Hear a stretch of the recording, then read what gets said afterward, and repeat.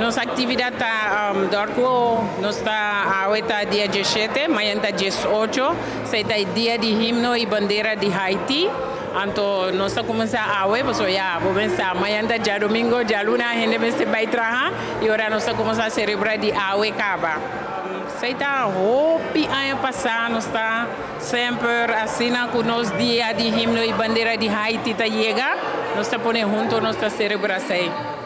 Awe nós tem diferentes bandas, tá tocar diferentes DJ,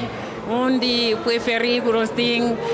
tá chama Groove Master, sei também tá tocar e outra última banda que nós será o programa Awe Noite.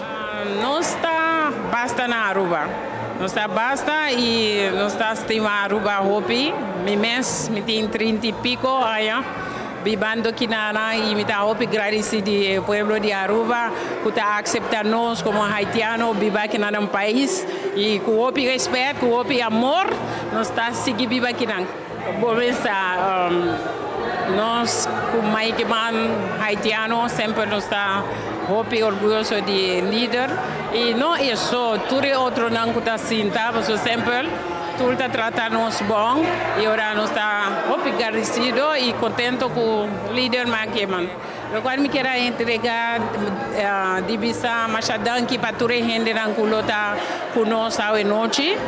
Sobre a festa tá grande, tá Hopi gente haitiano junto com rubiano, com latino, tá aqui nós tá Hopi agradecer danke para aceitar nossa invitação e ainda nós tá Walda, mas gente para chegar aqui e na nome da Fundação Busta John Aruba, c'est uma fundação que nós está criando para haitiano e também para pueblo de Aruba que tem necessidade nós tem panang e agora nós está Hopi contento que nós está parte de Aruba e danke também para o apoio que você não está dando haitiano sempre na Aruba.